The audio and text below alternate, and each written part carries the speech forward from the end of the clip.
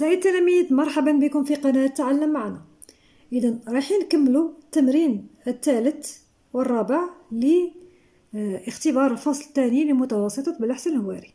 إذا قبل أن نبدأ في حل التمرينين ما تنسوش باش ديروا لايك، تبارطاجيو وتابونيو في القناة ليصلكم كل ما هو جديد ومفيد وليصل إلى أكبر عدد من التلاميذ ليستفيد الجميع. إذا التمرين الثالث هذا هو نفس التمرين اللي درناه في أحد الفيديوهات. إذا ما راحش ندير الحل تاع التمرين الثالث، راح نروح للتمرين الرابع مباشرة.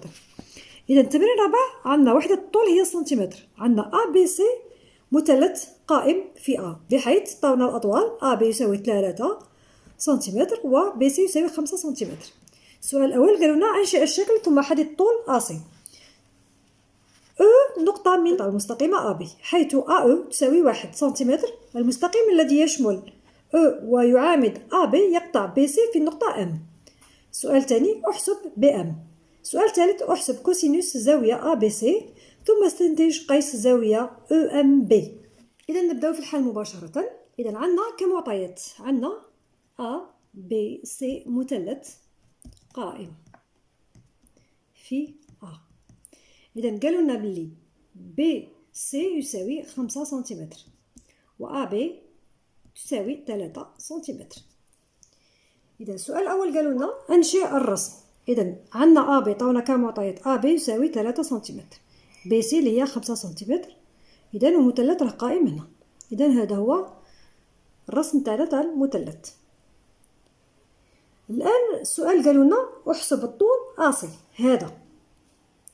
إذا هنا بما أن المثلث راه قائم هنا في A، إذا لحساب الطول AC واش ندير؟ نستعمل نظرية بيثاغورس اللي هي BC مربع يساوي AB مربع زائد AC مربع. بما أن المثلث قائم في A نطبق نظرية بيثاغورس. إذا واش عندنا؟ BC مربع تساوي AB مربع زائد AC مربع. إذا حنا بغينا نخرجوا AC تاعنا. BC مربع هي ماذا؟ هي 5 كل أس 2 اللي هي 25. AB مربع اللي هي ماذا؟ اللي هي 3 كل أس 2 اللي هي 9. إذا نعوض هنا في المساواة تاعي. إذا AC مربع هي BC مربع ناقص AB مربع.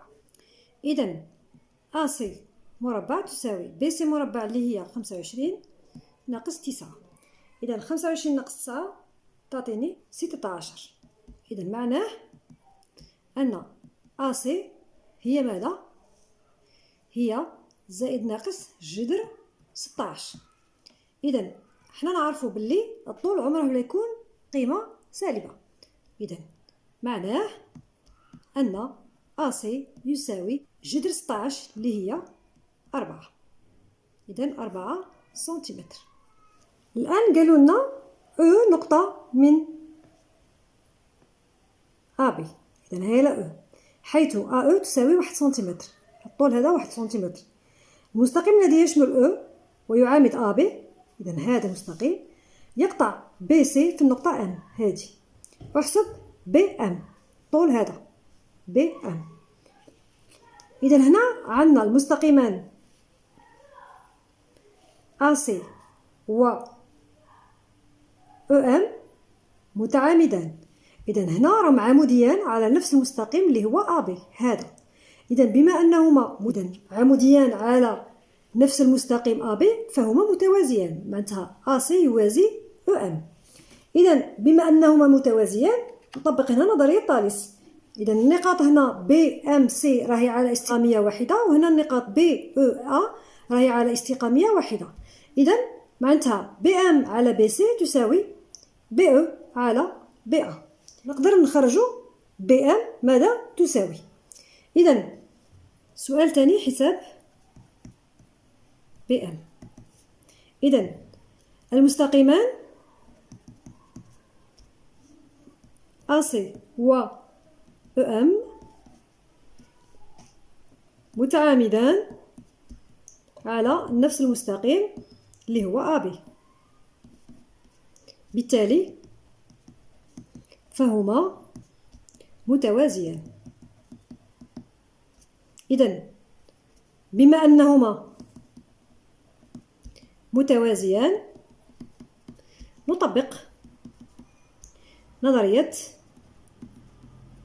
طاليس. إذن عندنا النقاط B M C على استقامية واحدة، والنقاط A E B هذه على استقامية واحدة، معناتها BM على BC تساوي EB على AB. إذن حنا واش راح نخرجو BM. إذن معناه أن BM تساوي EB في BC قسمة AB. ما كي ندير طرفين في الوسطين نخرج BM تساوي EB في BC على AB. إذن BM اللي هي EB اللي هي 2 في BC اللي هي 5 على 3. إذن تعطيني 10 على 3 وتساوي 3.33 سنتيمتر. إذن هنا عندنا طول AB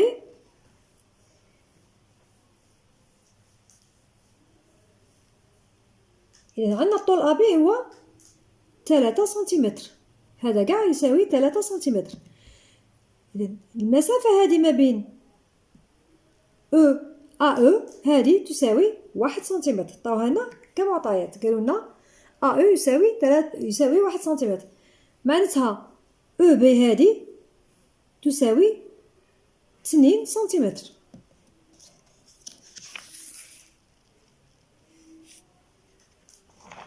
إذا نعوض EB اللي هي 2 سنتيمتر. إذا 2 في BC اللي هي 5 قسمة AB اللي هي 3، إذا يساوي 10 قسمة 3. إذا 10 قسمة 3 اللي هي 3.33 سنتيمتر بالتقريب. السؤال الثالث قالوا لنا احسب كوسينوس ABC. إذا كوسينوس ABC الزاوية ABC ماذا يساوي؟ ثم استنتج قيس الزاوية EMB، هذا ماذا يساوي؟ إذا كوسينوس الزاوية ABC إذا معناتها الزاوية هذه، قالوا لنا احسب كوسينوس الزاوية هذه زاوية ABC. إذا هنا كوسينوس الزاوية ABC هو ماذا؟ هو الضلع المجاور اللي هو AB على الوتر اللي هو BC. إذا الضلع المجاور الطول تاعه اللي هو 3، BC اللي هو 5، معناتها كوسينوس الزاوية هو يخرج لنا كي نديرو 3 على 5 يعطيني 0.6. كوسينوس زاوية ABC يساوي الضلع المجاور للزاوية على الوتر. إذا الضلع المجاور تاعنا اللي هو AB على BC. إذا AB عطاوه لنا في المعطيات اللي هو 3 سنتيمتر على 5 ويساوي 0.6 بالتقريب. الآن قالوا لنا في السؤال استنتج قيس الزاوية EMB. إذا معناتها هاد الزاوية. إذا هنا حسبنا كوسينوس ABC، حسبنا كوسينوس هذا لقيناه باللي يساوي 0.6، معناتها بالآلة الحاسبة نخرج قيس الزاوية شحال يساوي. بالآلة الحاسبة تخرج لي باللي قيس الزاوية ABC هو بالتقريب 53 درجة. إذا معناتها تخرج لي هذه 53 درجة. إذا عندنا المثلث هذا EBM راه مثلث قائم هنا في نعرفوا باللي مجموع قيس زوايا مثلث أي مثلث هو 180 درجة. إذا أنا بغي نستخرج هذا القيس الزاوية هذه. إذا عندي هنا 90 درجة ولقيت هذا باللي 53 درجة. إذا اش ندير 180 درجة نقص منها هاد الزاوية وهاد الزاوية، نقدر نستنتج قيس الزاوية هذه. بالآلة الحاسبة قيس الزاوية AB بي سي هو 53 درجة. إذا هذه نخرجها بالآلة الحاسبة. نأخذ المثلث تاعنا اللي هو او بي ام. إذا عندنا قيس الزاوية ام او بي هو 90 درجة. إذا بما أن مجموع قيس زوايا مثلث هو 180 درجة، إذا فإن قيس الزاوية تاعنا اللي هو او بي ام هو 180 درجة ناقص مجموع 53 درجة زائد 90 درجة يساوي 180 ناقص 143 درجة. إذا 180 ناقص 143 درجة يساوي 37 درجة. إذا قيس الزاوية تاعنا اللي هي او ام بي يساوي 37 درجة. لأن هنا الزاوية تاعنا اللي هي او ام بي، او ام بي.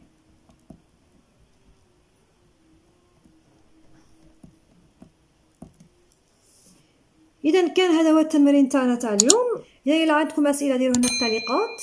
بالأخير نقول لكم ما تنساوش باش ديروا لايك، تبارطاجيو وتابوني في القناة ليصل إلى أكبر عدد من التلاميذ وليصل لكم كل ما هو مفيد وجديد، ونتمنى لكم التوفيق. إذا ترقبوا حل موضوع آخر لمتوسطة أخرى وكمراجعة لامتحان شهادة التعليم المتوسط. بالتوفيق للجميع.